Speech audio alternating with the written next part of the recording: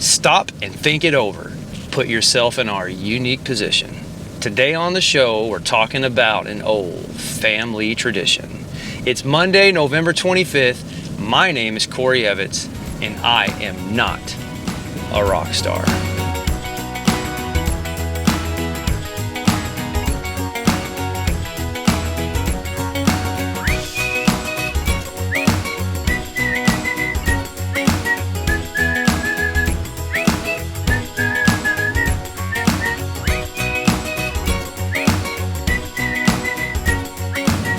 Alright guys, welcome back to Not a Rock Star with Corey Evans.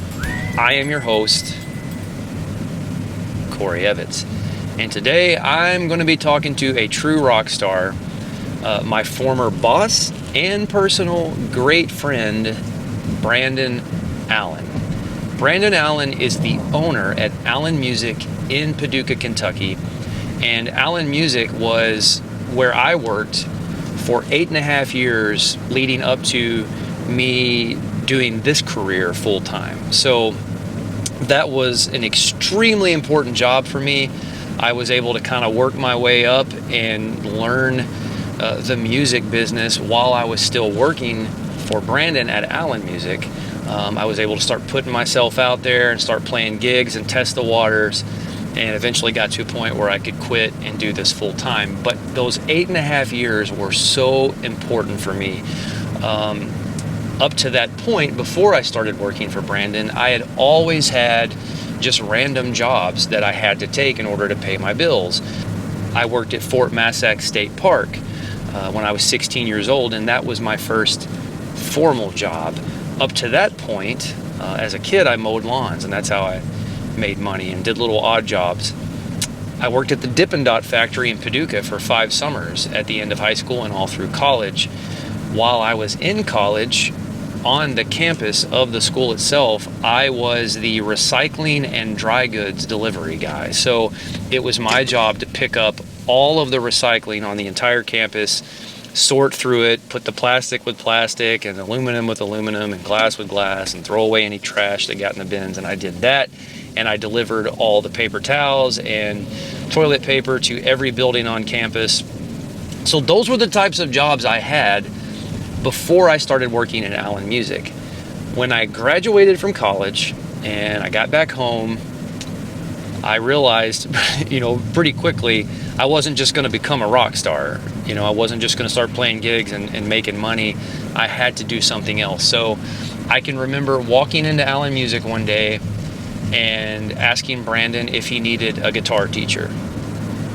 And he said, well, I'm not really looking, but this may work out. Why don't you come back in a few days and let's have a formal interview? And that was on a Wednesday, I believe. I came back on Friday. We ended up talking for like 2 or 3 hours. We really hit it off, and I believe the next Tuesday I was working there. And at the beginning, it was my job to basically just try to organize things in the store, wait on customers, set up sound systems and do demos for people that were interested in sound equipment. But I want to say probably after like 2 weeks, I had my first guitar student. His name is Jacob McCallan. He's actually a good friend of mine, and he listens to every episode of this podcast, so shout out to Jake. But he was 15 at the time, and he came in. He was my first student, and that went well. And then after a few weeks, I had, maybe like 7 or 8 students. And then after 6 months, I had like 60 students. And so gradually over time, I became a full-time teacher. And by the end, I was teaching 50, 60 something private lessons a week, but I was also managing 6 bands of young kids. I had students between the ages of say 8 or 9 and 18 or 19. And I had 6 bands of kids that I was booking shows for. We were basically doing a school of rock in Paducah. And that was awesome. It was such a great job. I loved it. I loved the kids. I loved their families. It was so cool booking their gigs and taking them places and watching them play. But there was always this thing inside of me that knew ultimately what I was supposed to be doing eventually. And so I was always trying to work my way up to where I could quit my job and do this full time. And then on Memorial Day weekend of 2017, I was able to officially become a full-time performer. But man, that time at Allen Music was so valuable for me. I learned so many things from Brandon. I made so many lifelong friends, got to know a bunch of the musicians in this entire region. And so it's a very special time for me to reminisce on. And I am still very close with the Allen family. Brandon is still one of my best friends. He was always like a big brother to me. His son Andrew is one of my best friends. And some of you guys have probably met Andrew because he comes along to a lot of my shows and helps me out. So I'm just pumped for this conversation today. I can't speak highly enough of the Allen family. And you guys are just really in for a treat on this episode. So without further ado, ladies and gentlemen, my great friend and former boss, Mr. Brandon Allen. Yeah, so you grew up playing baseball and basketball, right? Yeah. My dad coached my Little League baseball team. I started at 7 years old. And back in that day, there was no pitching machine, I don't even know if we had T-ball. We just started throwing a ball and pitching. And I had my 7-year-old year, I had a really good eye. I walked a lot. Of course, there's a lot of walks in 7-year-old baseball. I only had one hit my 7-year-old season, and it was a grand slam into left center field at the Heath Corey League field. It went all the way to the fence, cleared the bases. It was a huge day, like big celebration. It was fun. But yeah, I had a great Little League career, and I started varsity as a freshman at Heath High School and played shortstop, which was my dream. And I earned that, from, I would stay after practice and take 50 to 100 ground balls a day, every day. I'd beg one of the coaches or assistant coaches or one of my teammates, hey, hit me ground balls, I got to get better. And, I loved making the diving plays, and I loved going up the middle, turning two. And then I played 2 years of Post 31 Legion Ball under Doc Heidig, and we were literally one pitch away from going to the World Series in Oregon my junior year. I ended up kind of primarily becoming the second baseman. In my senior year at Post 31, I played second base, regularly. David Coleman was the shortstop there. He had a stronger arm than me, so he played short. But yeah, man, we won. I think we were like 62-7 or something like that. Doc Heidig was our manager, and we won district, we won sectionals, we won state, and then we went to regionals in Arkansas. It was Stuttgart, Arkansas, and it was like I think we were up 3-1, and Skip Wade threw this pitch over the outside corner that was. Everybody in the park thought that was called strike three, game over, we win, we're going to Oregon. The ump called it a ball, and next pitch, grand slam, and they won, and they walked off and went to the World Series instead of us. So they were announcing that game on the radio, and my dad tuned into the radio channel, and he was recording it on cassettes, so we'd have a memoir of the series of the regionals, and even the announcers were like, oh, I can't believe they called that a ball. Like even the announcers on the radio that were up in the booth, they had a great view of the strike zone, obviously, So, but that was a fun season. We loved the bunt and run game, like I was a pretty good bunter, and so if we got a guy on first, we would do the bunt and run. I would bunt it, or me or whoever would bunt it towards the third baseman, cause him to charge in to field the bunt. That guy that was stealing second would take third because nobody was covering third. Now, is this like you did it with one out or no outs? Yeah. Like if you came up, a guy gets on first in any scenario, there's no outs. Yeah. We're 100% bunting that into unless second. Matt Hoss was up to bat. Unless you're big slugger. Yeah. Or Shannon Benton, like the big guys. We had one game, we were down. Doc Heidig was a good manager. We were down. I don't know, 3-0 or something. It was like the 6th inning, and we finally got somebody on base, and it was a super tough team. We did 7 bunt and runs in a row and ended up winning 6-3, and it just kept. They couldn't figure it out, So, but we had a lot of good.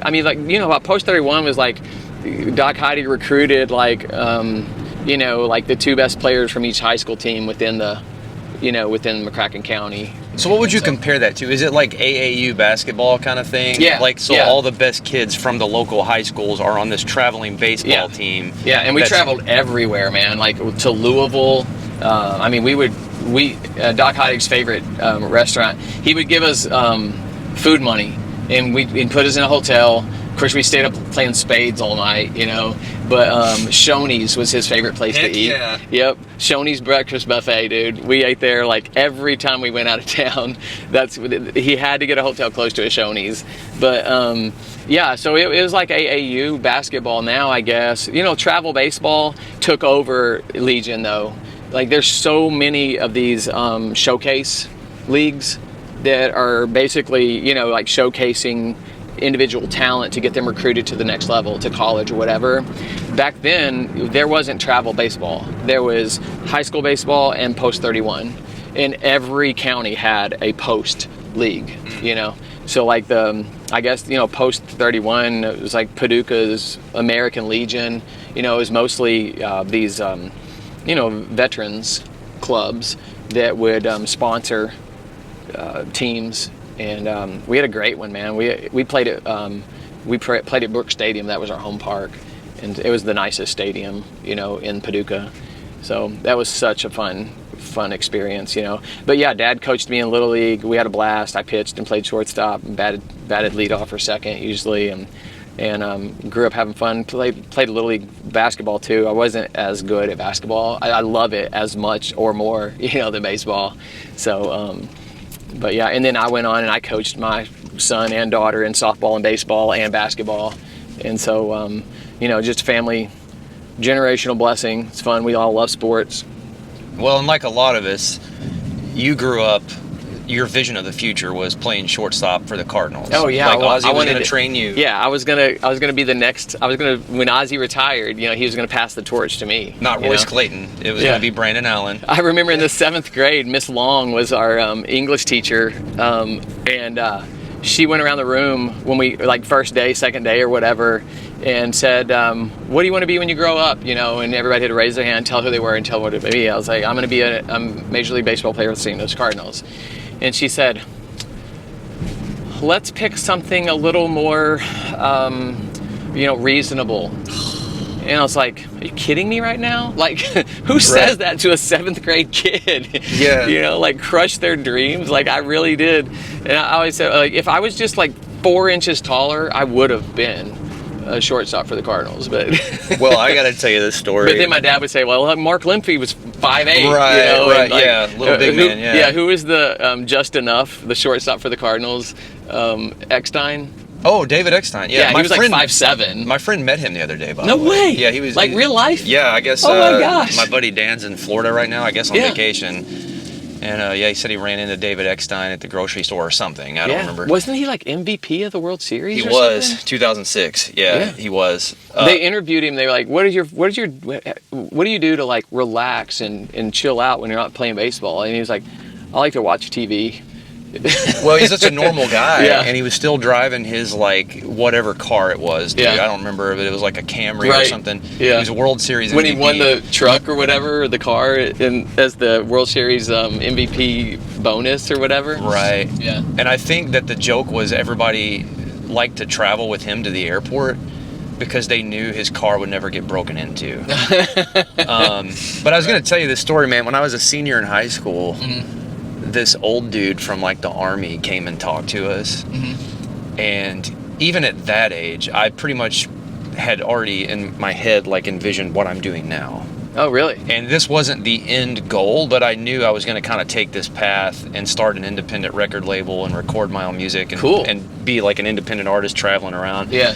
So we went around the room and he was like, his whole shtick was the most reasonable, safest thing you can do is join the Army, which is humorous because I'm like, this is post 9/11. Right. People People my age at that time were like, oh God, like they're going to bring the draft back. I'm going to Afghanistan. Yeah. So he's telling that to a bunch of 17-year-old boys who have like cousins and friends that are currently in Afghanistan. Wow. Getting shot at. And he's telling us this is like a safe bet. Like, if you really want to lock your future down, Right. like, we're going to pay you Yeah. whatever it was, which Right. can't be that great, you know, according to my friends who were in the Army. Right. But he was like, we're going to pay you this. And he's like, I know what you're thinking.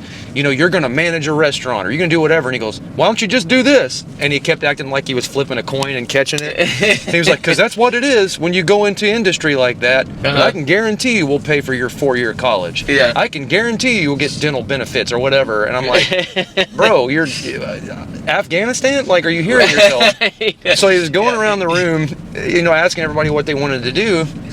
And people were like, I want to be a dentist, or I want to whatever. And I said, I'm going to own and operate an independent record label. And he just went, Yeah, so you got the same hopes and dreams crushed kind of response from your teacher. but the thing is, I am doing that. Yeah. And I'm like, that old dude's probably dead.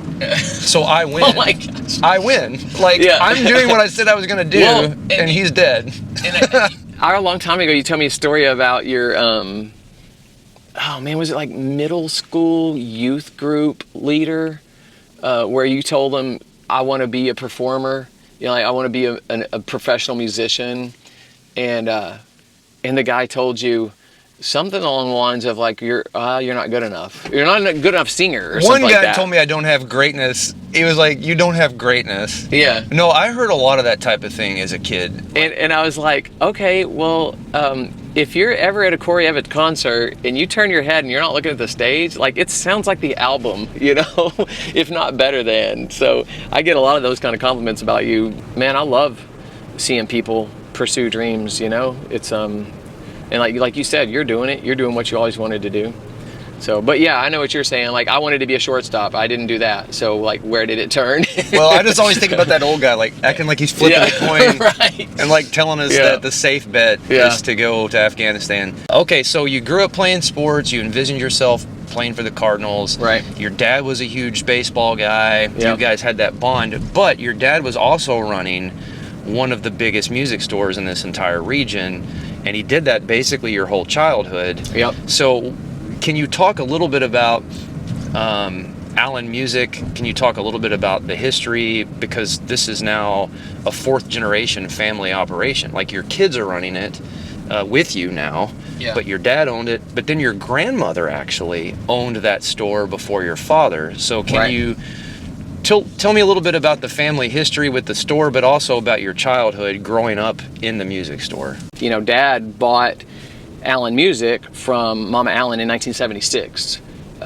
And back in 76, it was 132 South 3rd Street, which is right around the corner from the entrance, which is right beside the repair shop entrance. So same neighborhood. Yeah, same block. That the main entrance is in now. Yeah. The old store. Yep. It's just right around the corner is where you would walk in. Yep, same block. And is right across the street from Italian Village Pizza. You remember, you know, Tony Beltry had Italian Village Pizza. He moved from New York to here and started that. And but in 1945, my grandmother and granddad moved to Paducah from Arkansas, and they started Allen's Sewing Machine Shop. And that was where the City Hall is now. City Hall bought everything on that block, though, to build the big City Hall building, and they relocated those businesses, and we got relocated to where we're at now. But it was just 1,000 square foot downstairs, 1,000 square foot upstairs. Really tiny little building, you know, 20 foot by 50 foot. And so that's where Allen's sewing and music was. So in 1965, my granddad died of a heart attack. My dad was 16 years old. He was in a rock and roll band called the Palisades, which was a really big time band for around here. They had a good following. They played a lot of gigs, made good money, and he was a pretty serious musician. Well, Leroy's Music was like right next door to Allen Sewing. And So still just a sewing machine shop at the yeah, time. it was just sewing. No yeah. instruments. Yeah, 1965. Gotcha. Yeah, Leroy's Music. There was also Shackleton's Music at the time too, across town. But Mr. Leroy decided to retire. He didn't have like a kid or grandkid successor. He was just closing the doors, shutting it down, and going off, to retire. And so Mama Allen bumped into him on the sidewalk, and she was like, "Hey, my son's in a rock and roll band. He's got buddies. They're going to need music gear. What do you say you give me your phone number to your wholesale, your catalog where you order stuff from, so I can keep some stuff around for the boys?" And so he handed her the phone number to St. Louis Music, which we still do business with today. You remember St. Louis Music? Pretty big distributor. Oh, right? huge, yeah. And Craig Breckenridge was my rep there for years. Super nice guy and super helpful. But so she started ordering stuff. Dad would help her order stuff out of the catalog, pick stuff out. And then all of a sudden, it becomes Alan's Sewing and Music. And so from 65 until 76, Dad, he went to Murray State, got his degree in history and economics were his majors. And he went to work for about a year and a half for a friendly finance company, and he hated it. He was the guy that had to call people and say, hey, you're late on your loan, come refinance. That was his real world job. Yeah, I gotcha. Yeah, and let's restructure your loan. He hated being the bad guy. He wanted to be the good guy. And so and because Dad was a people person. He was in a rock and roll band. He was out and about and stuff, and so he quit that, and he came to work for the family business, and he bought Mama Allen out in 76, and every sewing machine he sold, he replaced with a guitar. And it became, from 76 to 82, it evolved to from Allen's Sewing and Music to Allen Music and Sewing to about 82, it was just Allen Music. But we still had little old ladies coming in with sewing machines well into the 1990s. That was still going on when I worked for you. Yeah. And what year was that you came? 2008 when I started. And still little old ladies would bring in a sewing machine, right? Probably as recent as 2012. Yep. People would come in and Dad and carrying a sewing machine about once a year and ask for your dad. Yeah, and he would fix them for him. But the funny thing about that is, little side note, people would come in, these little ladies would come in with a sewing machine, and the people around they're jamming on the guitars and this old lady is lost her mind. She's bringing a sewing machine into a music store asking it to be fixed, And then she's looking at the kids with long hair thinking they've lost their mind. Right. They're plugging their guitars in. Yeah. So another quick side note. So Joe Sills, remember Sills Cycle Shop? I don't actually. You would know him, Joe and Janine. So you would remember him if you saw him. They were regulars. But Janine called me up the other day. She said, Brandon, I've got something you might want. My mother-in-law, we're having to move her out of her house. She's getting a little too old to be on her own. We're cleaning everything out. We found her sewing machine. Well, it said Allen's Deluxe on it. Oh. She bought it from Mama Allen and CE back in, 1959 or 60 something, before it became Allen's, music. And so I have that on display in the music shop now. I also have the original sign that my granddad made that says Allen's Sewing Repairs, and that's hanging in the main showroom too. So yeah, pretty cool heritage. But yeah, so we got the phone number to from Leroy's Music. Dad bought Mama Allen out in 76. I was coming to work with Dad. One of the funnest things coming to work with Dad, there was a little comic book store on the corner right next door, and Dad would let me get in the old cash registry, let me ring it, the drawer pop out. It had the little pull down thing, and let me get a dime, and I could go next door to the comic book store, and they had this big box of comics, and I could comic book for a dime, set up on the little stool. The old man running the comic book store would sit very patiently and kindly let me flip through the dime comics for an hour until I found the one I wanted. Basically reading all of them, but right. Until I found the one I wanted. What a different world, by the way. Oh, I know. So your grandparents moved here in 45, you said? Yep, from Arkansas. They started the sewing machine shop. Yep. Your grandfather passed away when Dad was 16. 65. So your dad was 16. Yep, he's a 49er. And he was already playing rock music in this area, hugely influenced by the Beatles. Your dad loves the Beatles. And so him and his buddy start playing, and your grandma... He called himself the fifth Beatle. Right. He was still calling himself that when I was working for you. Yeah. He was like, if the Beatles they should have had 5, and I would have been the 5th. And so he's a teenager. He's playing around the area. The local music shop goes out of business, and your grandmother then talks to the owner, says, hey, can you kind of hook me up? I'm just going to start selling a few guitars. And then that kind of starts to take on a life of its own. Your dad buys the business in 76. Yep. So he would have been in his late 20s at this point. And he then transitions to a full-time music shop because every time he sells a sewing machine, instead of replacing it with another one, he replaces it with a guitar. And Yep. by 82, you're old enough to know what's going on. Yeah. You're coming to work with your dad, and it is just a music shop through and through.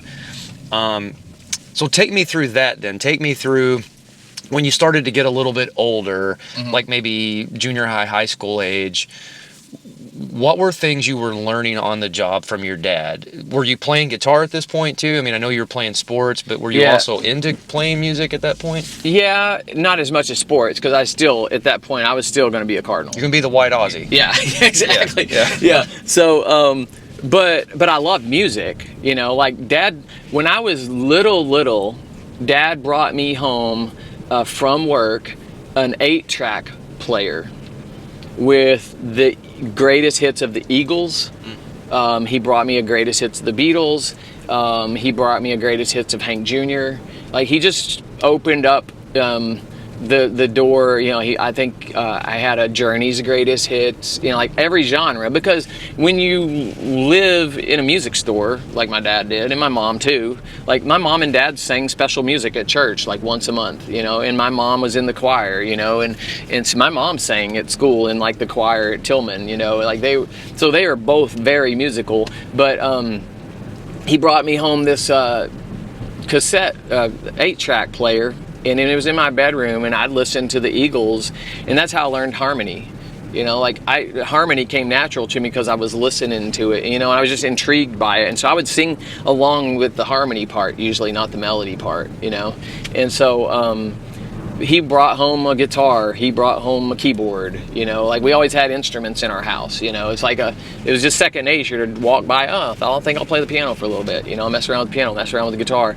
But I never got like crazy serious about it and got in a band like he did, because like I said, I was playing sports. But where it clicked for me was, a couple things, like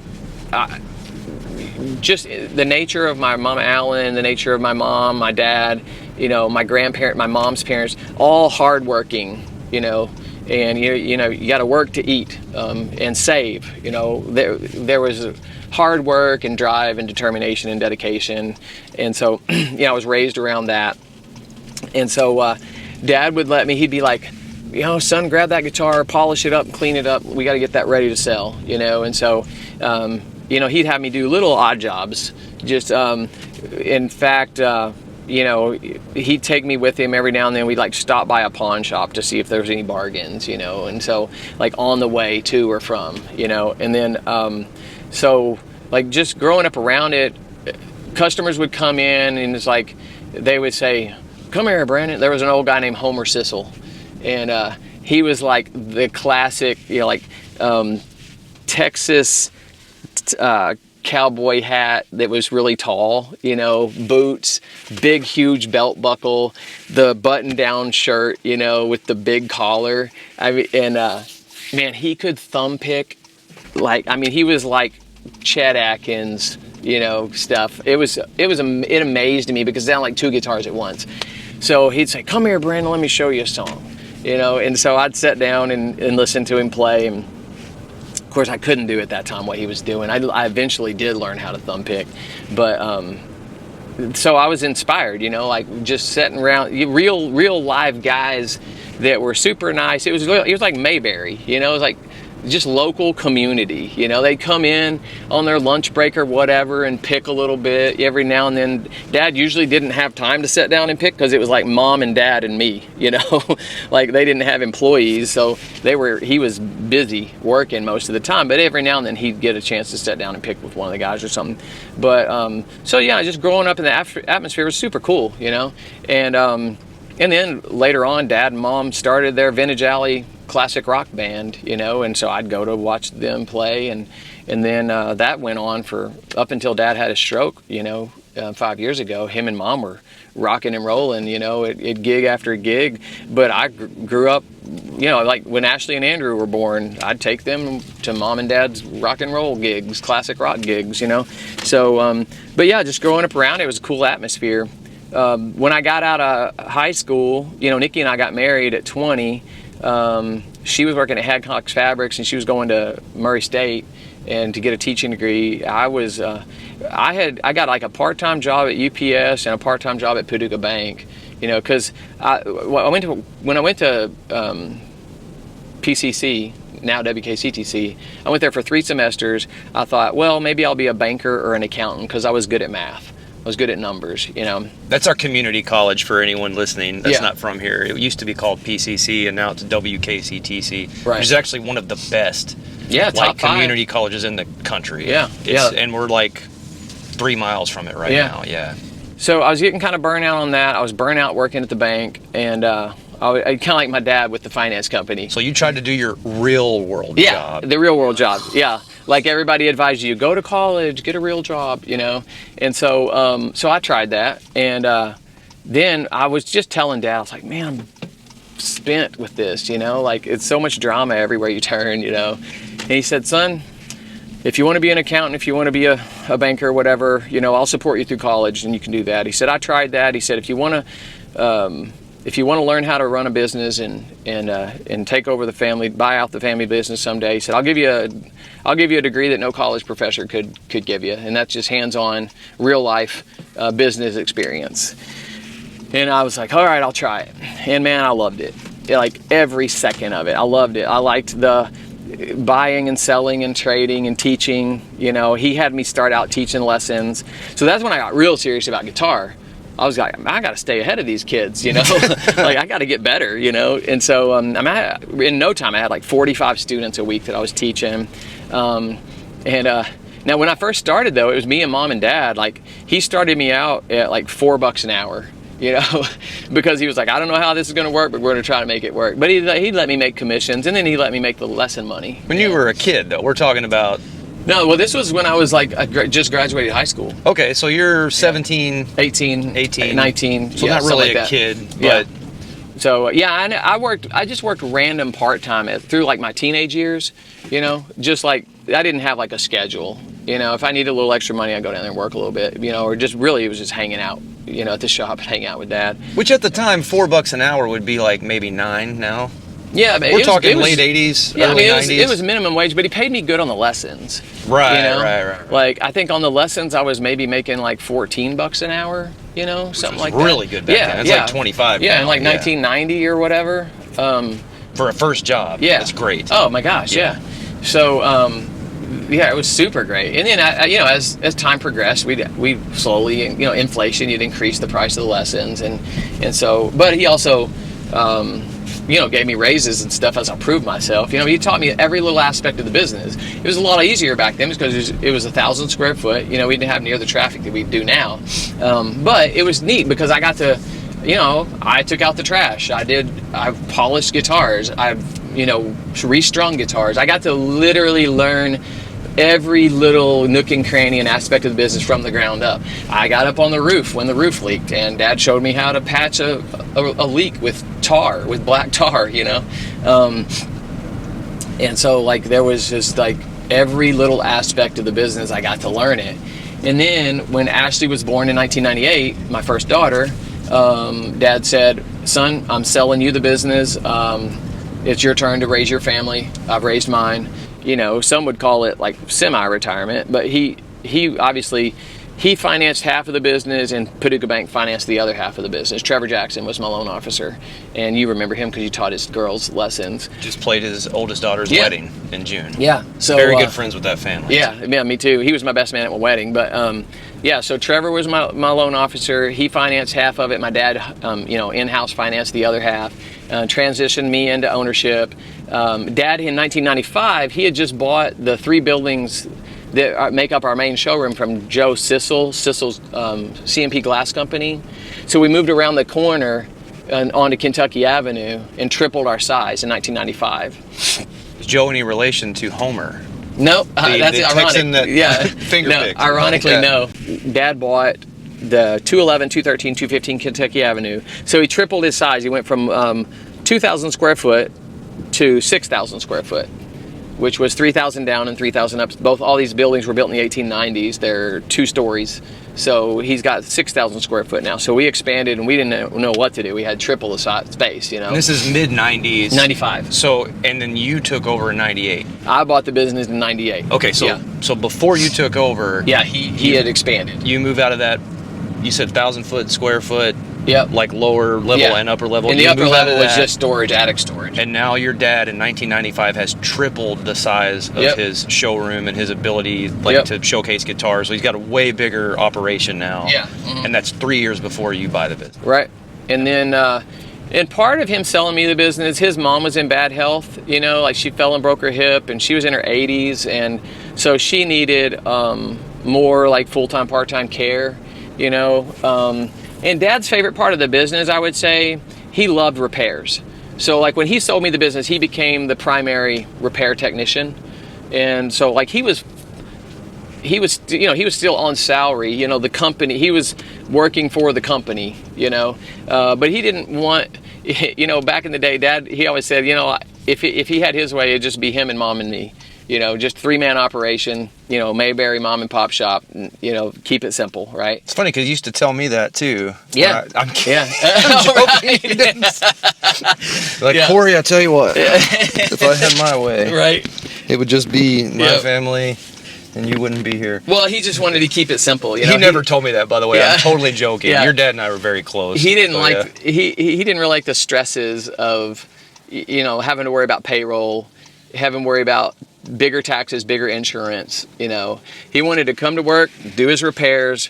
He would take repairs home. He did a lot of repairs, and he still liked buying, selling, and trading. He liked to go to the vintage guitar shows and take a few guitars, sell a few guitars, buy a few guitars, and bring them back.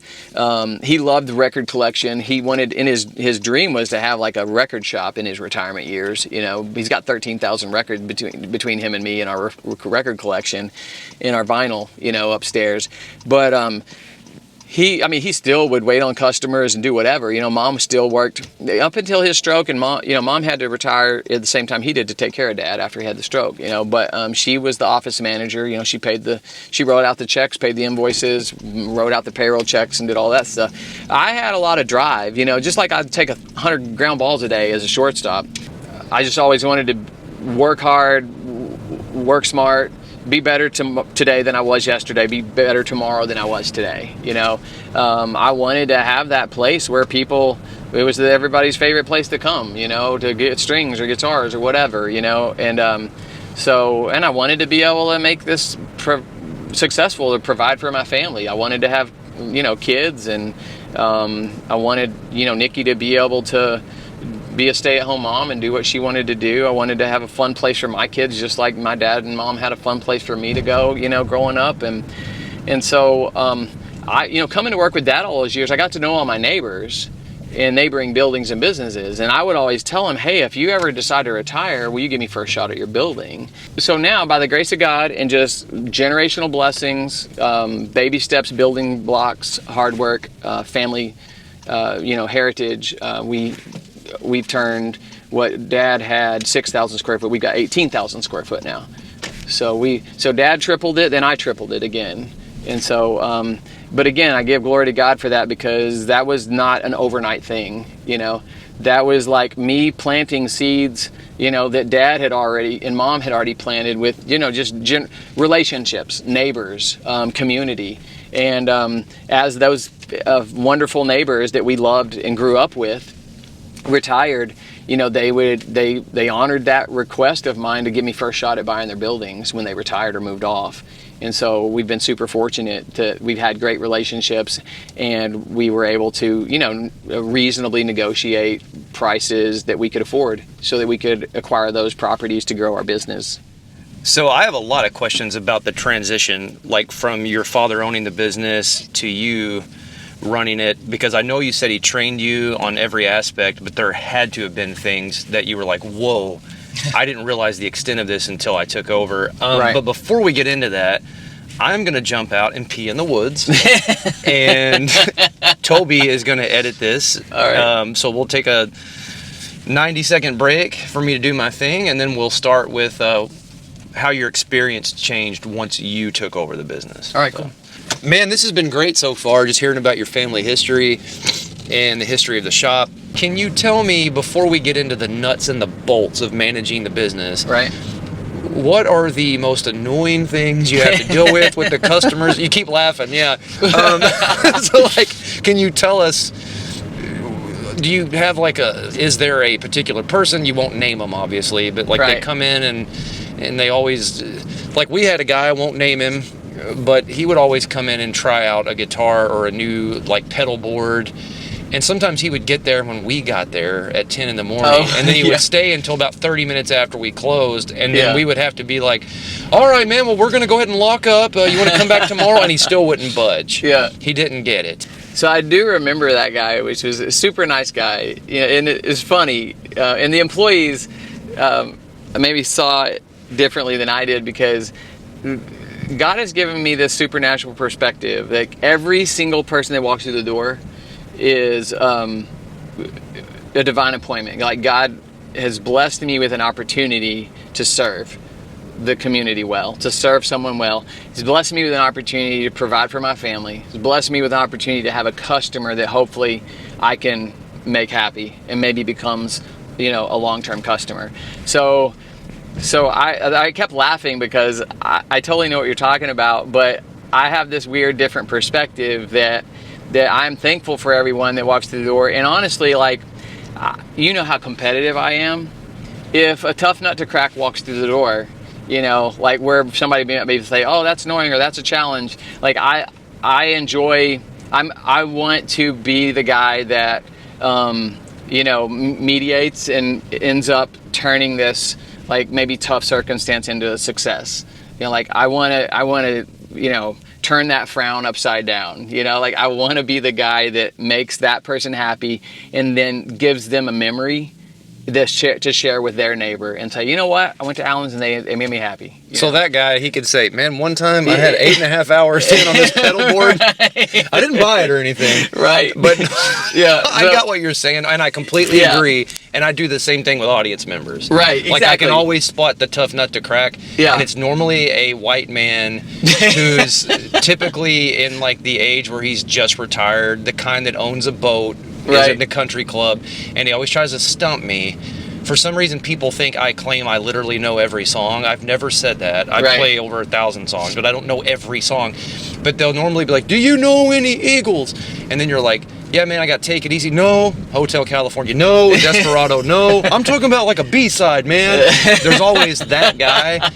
And it's for me, when I'm dealing with that, I always think, oh, this is some old guy that can't actually play any of these instruments. Mm-hmm. But he's just trying to impress his wife that was the cheerleader in 1974 that he married. And it's like, that's what this is. But then by the end, I can get that guy clapping for me. Oh, yeah. So it's the same thing. I get completely what you're saying. I agree with everything you're saying, by the way. And by the way, as the employees, we loved those people too. Right, yeah. But we did, while we were eating our lunch or whatever, like to entertain ourselves. Right. With, hey, man, you remember that guy coming in last week?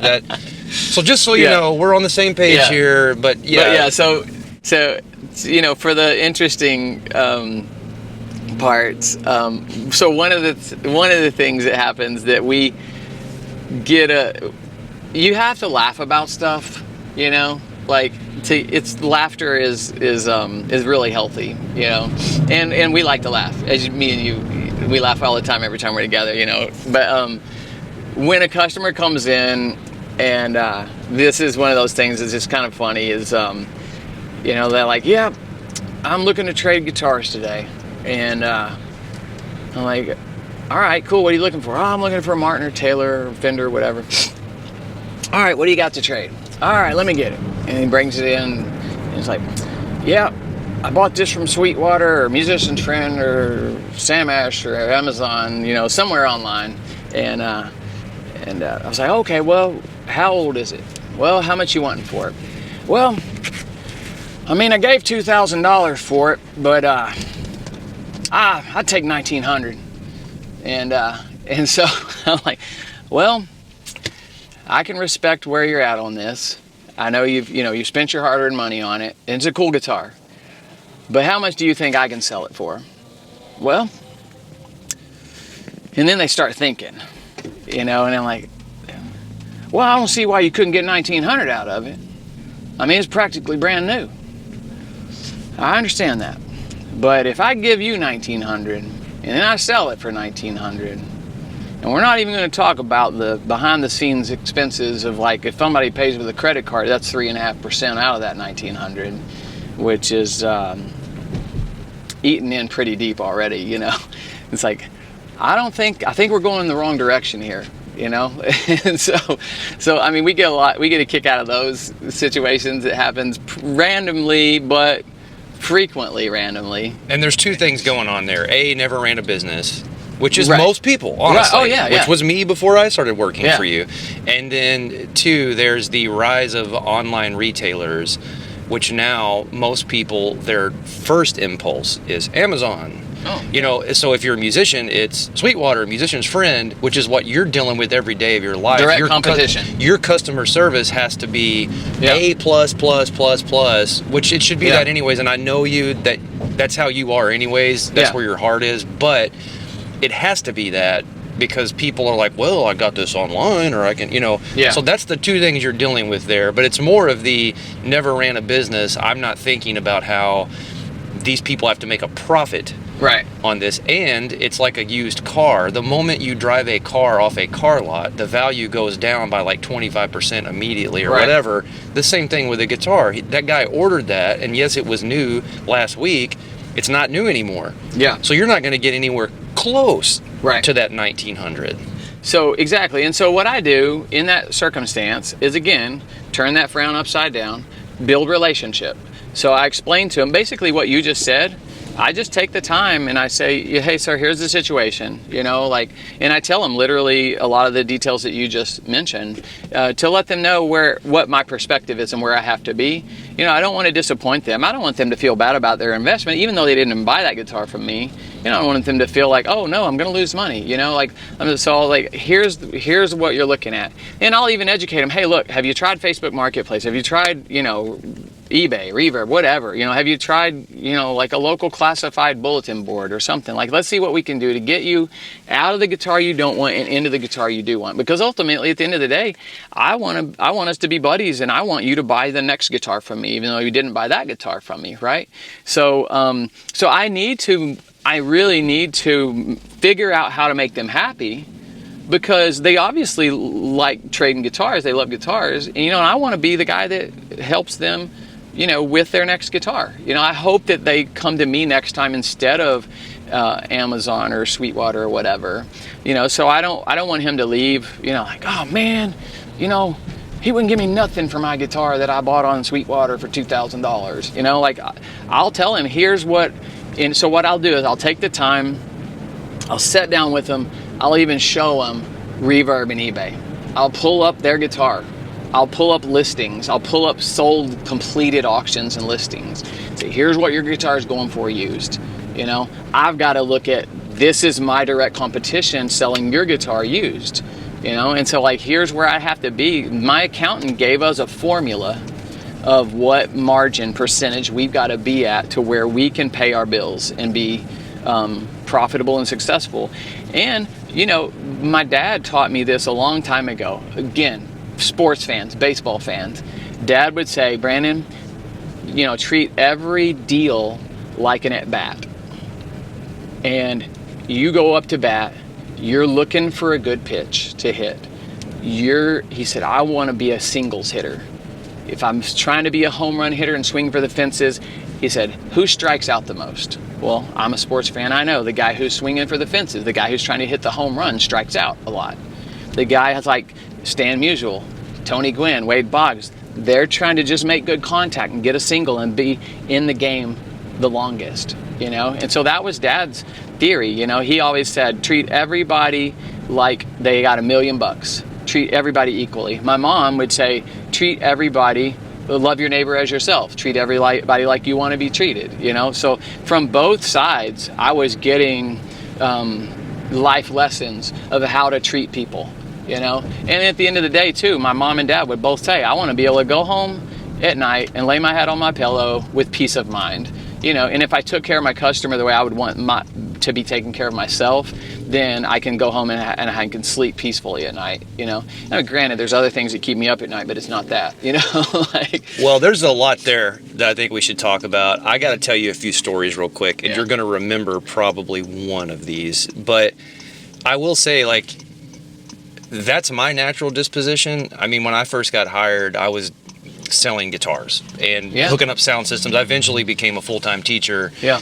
But I always tried to just treat people the way I wanted to be treated. Right. And what I found, it's not just, like you said, what gives you peace of mind. Yeah. That's how you live your life if you want to have inner peace. That's just the way to do it. But it's also the best business tactic. Unless you're really just going to be the kind of person that rakes people over the coals and you're a ruthless businessman. I don't know how those people sleep. I know. But generally, unless you're just going to be like Gordon Gekko and you're going to take it to that level, if you're just trying to run a small business, or even if you're working at the local McDonald's, the way to grow a clientele is to treat them the way you want to be treated. Tell them the truth. So what I always tried to do, people would come in and they'd be like, hey man, I got about $1,000. I want to buy a Taylor, which is, for those of you listening, Taylor and Martin are kind of the two heavy hitters for acoustic guitars. It's like your Coke and Pepsi. Those are your big brands.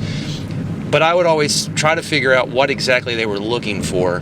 And if what they wanted didn't require $1,000, I would say, hey man, I hear what you're saying, and I'm going to put like 4 or 5 guitars in your hand, and none of them are more than $1,000. Right. I never tried to upsell people. Well, if you got $1,000, if you thought about $1,500, I never did that. But I would say, I'm going to pick you out 4 or 5 that are doing what you're describing, what you're telling me you want, and then let's just find the one that feels the best and sounds the best. That's what we care about. And then I'll give you the pros and cons here, because sometimes certain guitars, because they have a better brand name or they're built better, they will retain value more. So I would tell them that too. Like, if you're going to spend $900 instead of $600, that $900 is still going to be worth $600 or $700 20 years from now, where this other one, the moment you buy it from me, it's $250. You know, I would tell them those types of things. But a lot of times people would pick out something that was way cheaper than what they thought they had to spend, but they got what they wanted. And I always tried to do that. Or if a kid came in, clearly a 13-year-old, which I was at one time, I was that 13-year-old that had no money, I was mowing lawns. I wasn't like, hey man, have you thought about this Gibson Les Paul that's $2,500? I would think, well, what's your budget? Let's get you a good working guitar, a good amp. Let's get you started, then come back and see me 2 years from now, and let's take a step up. Building blocks, baby steps. That's the way to do it, and that's, you guys always hammered that home with me when I was working for you, but that's just the way I was raised anyways. That's how you deal with people. But I got 2 quick stories. One, a guy came in one time, and he goes, hey man, do you guys have those drum keys that tune the drum for you? And I said, bro, there's no drum key that tunes it for you. I said, I think what you're asking me is, do I have the ones that measure torque? Because they do make those, which by the way, I'm not a big fan of them, but they do make them. And every time you twist a lug around the drum, it's telling you how much tension is on every one of those little lugs, screws. If you don't know what a drum lug is, it's a screw basically. And so you want to get the tension even all the way around the head on the drum. Well, most drummers have to kind of guess, and they take what's called a drum key. It's a wrench basically, and they try to get the tension even. This thing is marketed as, it measures torque, it measures resistance, so you can literally get it perfect because it has a meter on it. So that's what I gathered he was asking. And I said, so I basically went through that whole thing with him. Well, I think what you're asking me is, do I have the drum key that measures torque? He goes, no, I saw this online, it does it for you. And I said, but like, it's showing you the resistance, right? And he goes, no, well, yeah, it does it for you. And so what I wanted to say is, bro, I don't sell robots. That's what you're asking for, is a robot. And no, they don't make that. They probably do now, by the way. But I'm like, I think this is what you're describing, but it doesn't actually tune it for. I'm trying to save this guy some money. Like, if he thinks he's going to get home and take this thing out of the box, and it literally is going to be like a Roomba, like it has a mind of its own, it's just going to take over. And after 3 times of me telling him, you still have to be the one to twist it. He goes, no, I saw it online. I said, okay, man, it's $45.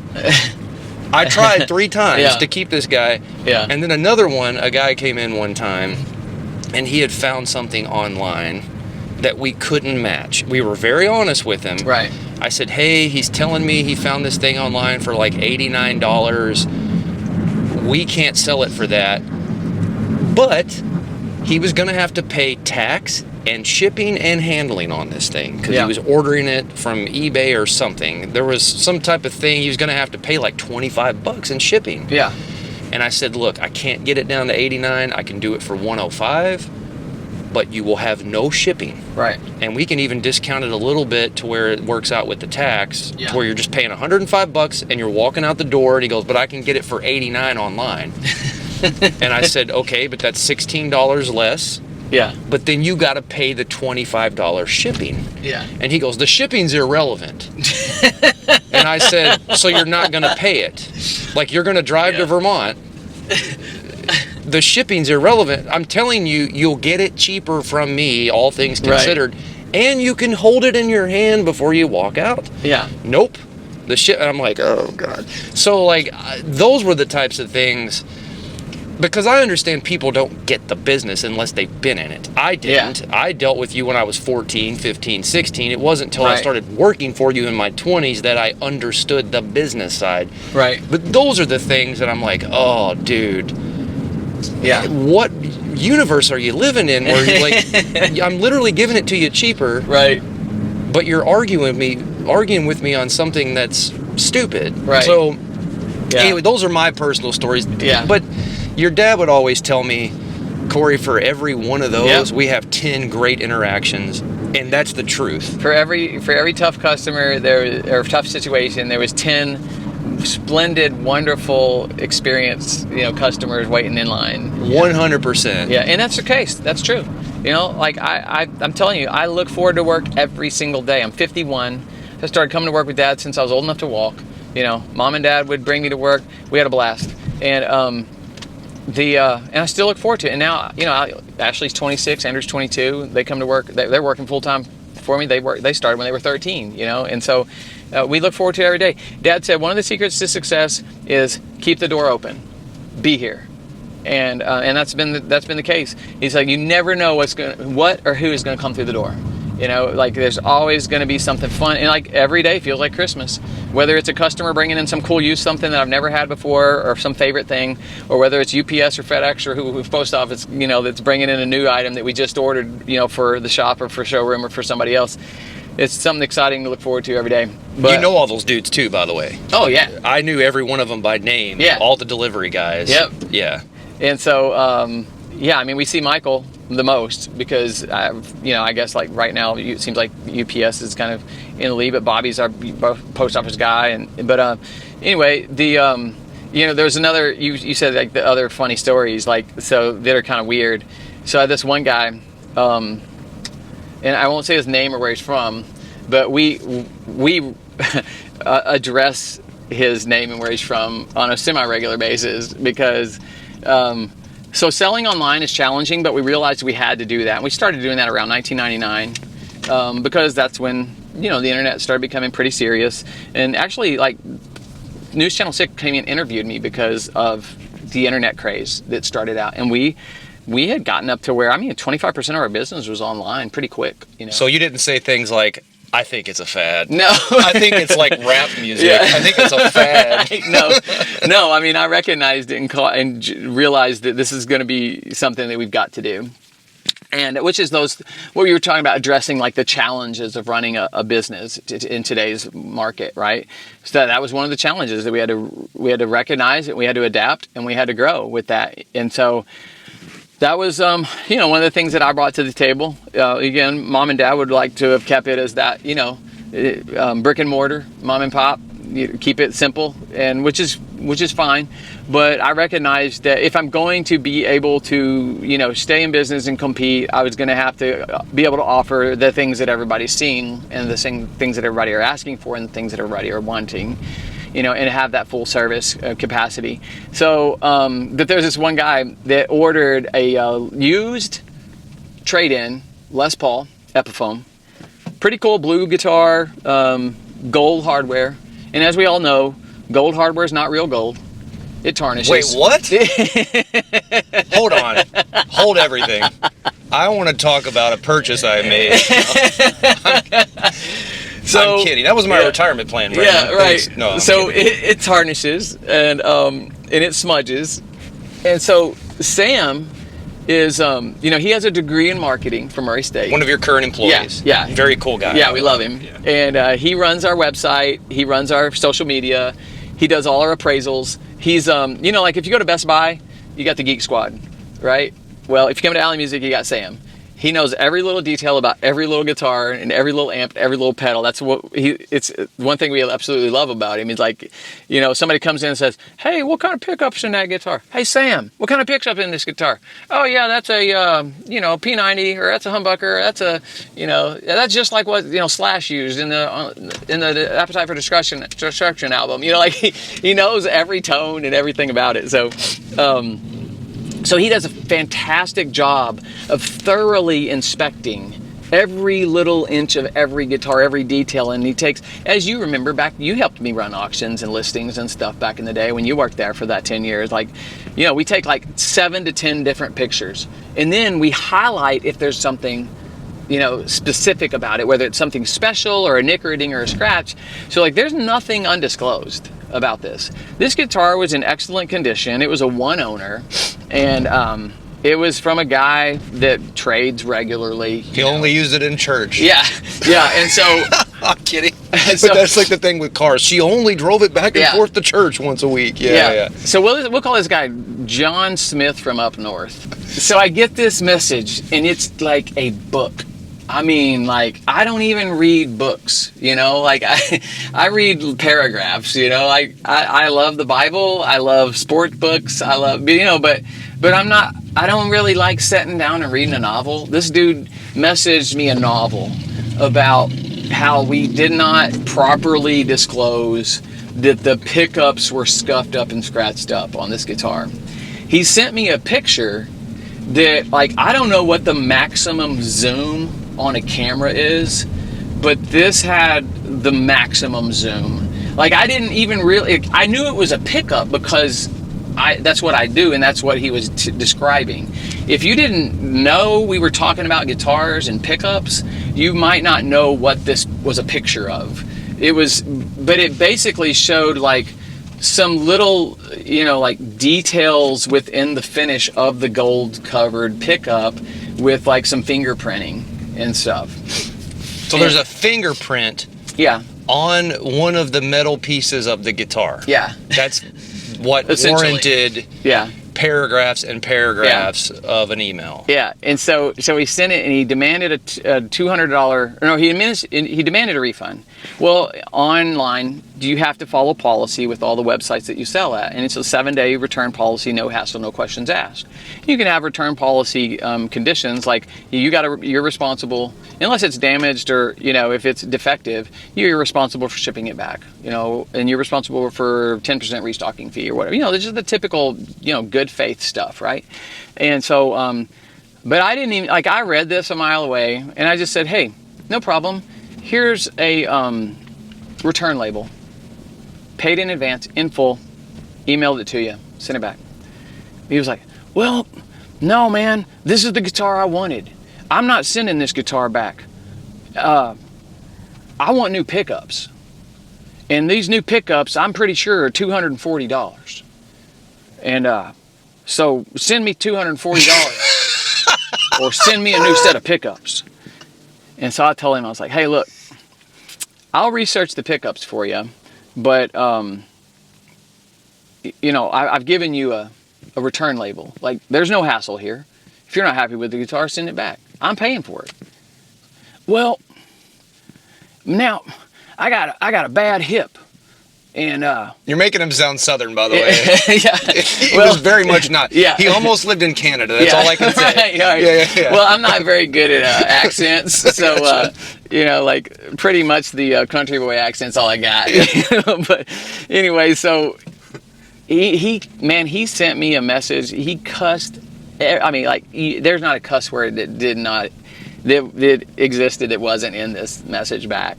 And so I even looked up pickups, and at the end of the day, I was just like, here's the label. If you want to send it back, send it back. If you don't, don't. And so he, of course, he left some message on the website, you know, like, I'm never shopping here again. These guys are fascists. Yeah. And of course, me and the gang were like, well, praise the Lord, because this is something we don't want to have to deal with ever again. But yeah, you just never know what you're going to get online, you know? So like, obviously that wouldn't happen in the music store, because you can hold the guitar up to your face. And if you're the guy that doesn't want a fingerprint and doesn't want to polish it out, then hey, I respect that. If you like near mint stuff in perfect condition that's never been touched by another person, that's perfectly fine, you know. But at least you can see it with your own eyes and hold it and play it and touch it and smell it and strum it and plug it in. Right. And you know that's not the guitar for you, you know. Which is one of the biggest selling points. Amen. Always start with local guitar shops. Yeah. Start with a place you can walk in and hold it and play it. Yeah. In this case, this guy was just being shysty. Oh yeah, he was just trying to get a couple $100. But occasionally, any of us can make a mistake. Something could slip through the cracks, you know, whatever. But a great way to handle things that eliminates a lot of variables is go to a brick and mortar store and walk in and try out guitars. Right. Or look at the thing, inspect it. Yep. This is a huge selling point for going to the local guitar store. Yeah, and because I know you know this, because you literally perform hours a day, 3 to 5, 6 days a week, you know, and the playability, the action, the tone, everything is extremely important to what you do, right? And so Dad taught me a long time ago, you can have 10 Martin HD 28s. You know, that's like a $3,000 guitar. One of the best guitars ever made, best models ever made, most popular model ever made, acoustic guitar, right? American-made guitar. You can have 10 of them side by side by side, and he'll guarantee you that one of them will outsound the rest. Yep, and the exact same model. Yeah, so they're being sold to the consumer. This would be the same as like a 2022 Honda Odyssey, right? Whatever this is. When you talk about guitars, down to the exact same model. Mm-hmm. They can tell you they all came from the same forest when they cut the trees down, whatever. There are no two guitars the same. They're not going to sound alike. They'll have complementary, there will be details that are similar, right? You know, like they're going to have a similar bass response. You know, they're going to have a similar action. But at the end of the day, one's going to fit your hands better than the next guy. And they might be 95% the same, but that 5% is that sweet spot. Yeah, you want to get the one you really want. Exactly. Yep. So that's one of the things that, you know, we learned and had to overcome. The other big, you know, on top of that, with internet, you know, you mentioned that people, when they decide, hey, I got an idea, I think I'll start playing guitar or whatever, you know, your hobby is. What's the first thing you do? You grab your phone and you Google guitars. You know, it's like, hey, I think I'll go to a movie. Let's Google what's on. Exactly. Know? It's like, hey, I think I'll start a diet plan. Okay, I need a diet plan. What's Tom Brady? Yeah, yeah, exactly. TB12, which is a fun conversation, but that God used you to help probably save my life back 4 years ago when I went through that Epstein-Barr virus and impacted colon thing. You know, you taught me how to eat like Tom Brady and exercise like Diamond Dallas Page, right? So, yep. But huge life changer for me, and especially perfect timing for me because Dad went through the stroke, you know, and the bad health issues. So I mean, it turned my life around physically, mentally, emotionally, just being able to eat right and be healthy and feel good and do what I love to do for hopefully another 50 years, you know. But you back to business. Because people shop on their phone and they're instantly wanting to be satisfied with whatever they're, you know, getting excited about or passionate about, we have had to increase our inventory dramatically to where we have, you know, 1,000 guitars in stock now instead of 300 or 400 guitars. We've had to almost triple our inventory size because what was happening was people were coming in and saying, hey, thinking about this item or that item, saw it online. I was like, oh, well, I don't have it in stock. Oh, no problem, I'll just order it online. And so I learned the hard way, I need to have it in stock to put it in the person's hands today. And I respect that. I'm the same way. I mean, like, if I can get it today, I'd like to get it today. Now, I also, because I'm a self-employed mom and pop business owner that is, depends on local traffic and local support, when I try to buy local myself when I can, and hopefully you can get stuff locally. But I totally get, I'd like to have it today, and I totally get the conveniences of having it shipped to your door, but we started shipping, like we've got a deal, we've got a portal with, delivery and shipping, and we try to have everything on our website. That's Sam's job, to get every single item that's in the store on the website so you can see it, and know that we've got it too. But that was a big hurdle to manage. Triple the inventory. That can be a little bit heavy on the shoulders sometimes. Well, and I think that's probably the biggest hurdle, to use your term again, brick and mortar stores are dealing with now, is the online competition. Yeah. Because you're not Jeff Bezos. Right. You have to really think about, like, even the jump from, if you had 900 guitars in your showroom to 1,000, that's a huge financial commitment, those 100 extra guitars. Oh my gosh. So, man, you're going to have to come back on, because we're going to have to wrap this up today, because we haven't even talked about me working for you, like how we know each other. And there's a lot of even more nuts and bolts type things I want to ask you about, like taxes and just the business side of it. But I want to make a few points before we sign off here. What we're talking about here, we have mentioned this, but you guys do everything. You repair the guitars. You have the employees that will take the time, the first time a person walks in, to start picking out their first guitar. They'll take 2 or 3 hours and really walk somebody through the different kinds of guitars. And then you've got the luthier, Cord, one of my best friends. He's working on guitars in the back all day, every day. You've got Ted, the technician, who's fixing amplifiers and electronics inside of guitars, and sound system components all day, every day. You guys teach the lessons in-house. And then, you give people the ability to try it out before they buy. You give people on used items like a 30-day in-house guaranteed warranty. So if they get it home and something's wrong, hey, Cord will fix it within 30 days for no extra charge. And then I know you so well. You're one of my best friends. One of the most important seasons of my life is that time I worked for you. I'm close with your whole family, have a lot of respect for your parents. Your son's one of my best friends. I just want people to know that, trust me, as a guy who travels around, and I have to go to other music stores sometimes because I may be 3 or 4 hours away from home and something broke and I have to go buy it literally 3 hours before a show. You are extremely competitive with all of your pricing. I've never found picks or guitar strings cheaper anywhere else that I've physically been to than Allen Music. So if you're a musician, go get that kind of stuff immediately. Start getting it from your hometown shop, but get it from Brandon. I'm telling you, he's cheaper than other music stores in this area. One time I got caught and I needed a pack of strings, and something that you would have sold me for 17, 18 bucks, they were selling for $33. So almost twice the price on a pack of strings. So I'm telling you, in addition, trust me guys, in addition to the person-to-person customer service, they're extremely competitive with pricing. And then this comes from a place, Brandon is very passionate about his faith. His whole family is very passionate about their faith.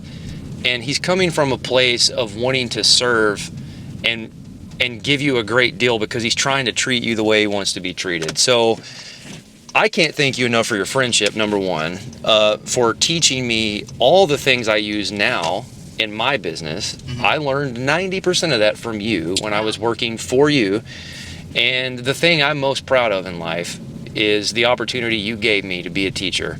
Those kids, that is my legacy. If none of this other stuff goes any farther for me, I know my heart will live on, and all of those young people, a lot of them are adults now, most of them are in their 20s, and they're off doing things, and that's the thing I'm most proud of in life. And you gave me that opportunity. You put that trust in me to start the new Groove Academy is what we called it, which was basically a school of rock, and I think we were the first people in Paducah doing that. So not only are you a great guy, you're a great friend, you're running a great business, and people should definitely stop in Allen Music for all your music needs. But man, you have made one of the biggest impacts on my life And that time I worked for you, it changed the entire trajectory of my life. So I can't thank you enough for your friendship. I can't thank you enough for your store, and man, just for being who you are, Brandon. Thanks, so man. It means a lot. Thank you for coming on the pod. You got to come back on, because we didn't even scratch the surface with certain things today. But we'll talk about that maybe after the first of the year. Yeah, part 2. You can come back on. But thank you. Yeah, appreciate you, it, man. Love you, brother. All right, guys. Well, that was an extremely enjoyable discussion for me. I want to thank Brandon once again for coming on the pod today. And I want to go ahead and tell you about today's sponsor, Allen Music. We obviously just spent quite a bit of time talking about Allen Music, but let me tell you about what Allen Music means to me now. Now, obviously, as I stated at the beginning and as we talked about throughout the episode, Allen Music played a huge role in my development. Truthfully, before I started doing this full time, it was the best job I ever had. I loved working there. But currently, because I tour constantly and I play so many shows and I'm recording and I'm just doing music stuff basically all day, every day, Allen Music serves a different role for me now. Right off the bat, let me tell you about my friend Cord Barger, who works on guitars every day at Allen Music. Cord works on my guitar every 2 weeks. I play guitar so frequently and I play so hard, and I take my guitar to different environments. I could be in Huntsville, Alabama, and then 2 days later be in Champaign, Illinois. That is very bad for a guitar. Cord has to work on my guitar every 2 weeks. He has to put a new set of strings on and do a setup job. But man, he keeps my guitar working great and sounding great. And they can do that for you at Allen Music. You can bring in your instrument and Cord can work on it. Guitars, mandolins, ukuleles, bass guitars. So if you just need a set of strings, he can put a new set on for you. If you need an adjustment on your neck, he can do that. They have a full-time technician, Ted Alvis, who works on electronics all day. So if you're having issues with your PA or with your amplifier, Ted can help you. They teach a ton of lessons. So if you have a student that is interested in learning an instrument, contact Allen Music. And of course, go there for all your needs. Make sure you check with them before you order something online, because they have a tremendous selection of instruments, guitars, keyboards, drums, mandolins, banjos. So check with Allen Music, go in, try out different instruments. They will help you, and then you can get all of your picks and all of your guitar strings and all of your accessories there. Allen Music in Paducah, Kentucky. I cannot endorse them enough. And our second sponsor today, as always, Metropolis Music and Media. Toby Glass owns and operates that company, one of my best friends. He is editing this podcast, and Toby and I are having a blast cranking out these podcasts each week for you guys. But man, he can do everything. He can help you with a sound installation. He can take videos for your company. He can help you promote your business through doing online media. Toby can do it all. So contact Toby Glass at Metropolis Music and Media. And now, real quick, before I sign off, I got to tell you about next week's episode. It is going to be awesome. I have Santa Claus coming on the show and riding along with me. Mr. Terry Brandon, he plays Santa at the Kentucky Oaks Mall, and he happens to be my cousin and my uncle and my best friend's father-in-law. So you got to tune in, first of all, just to hear how that works. Keep in mind where we live. I have some hillbilly heritage, but we'll talk a little bit about that, but we're going to talk a lot about him being Santa Claus. And also, Miss Laura Roberts of Starfish Orphan Ministry will come on briefly and tell you guys about how you can help some area children have a better Christmas. So you do not want to miss next week's episode when I talk to Miss Laura Roberts and I talk to Santa himself. Guys, I appreciate y'all hanging around today. I really am thankful for you guys. It's the season of being thankful and expressing thankfulness. So I'm thankful for all of you. And make sure you tune in next week when we get this Christmas season kicked off right. My name is Corey Evitz, and even though I'm not a rock star, I live a pretty rock and roll life. See you guys next week.